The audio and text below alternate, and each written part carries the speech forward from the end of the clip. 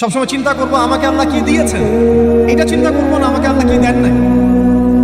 আল্লাহ পাক আমাকে সুস্থ রেখেছেন, নিরাপত্তা দিয়েছেন, আমি খাচ্ছি, পান করছি। এই যে নিয়ামত, আল্লাহ পাকের যে অগণিত নিয়ামত, এটাকে স্মরণ করা এবং সে অনুযায়ী শুকরিয়া আদায় করা।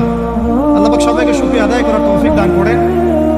এই যে চারটা ওজিফার কথা বলা হচ্ছে, এটা কিন্তু থানভী রহমতুল্লাহি আলাইহি তার যে খলিফা ডক্টর আব্দুল হাই মুহাম্মদ আরেফি রহমতুল্লাহি আলাইহি তাকে দিয়েছিলেন, তিনি তার ছাত্রদেরকে দিয়েছিলেন। এটা আপনারা তাসাউফ আত্মশুদ্ধি বইয়ের মধ্যে পাবেন। তো দ্বিতীয় এখানে যে বিষয়টা বলা হয়েছে সেটা হলো সবর করা। জ্ঞান অর্জন করতে হলেও সবর করতে হবে, আল্লাহকে পেতে হলেও সবর করতে হবে, দাওয়াত ও তাবলীগেও সফর করতে হবে, জিহাদের মাঠেও সবর করতে হবে। আমাদের ব্যক্তি জীবনে সবর থাকে, পারিবারিক জীবনে সবর, ব্যবসায় সবর, চাকরিতে সবর।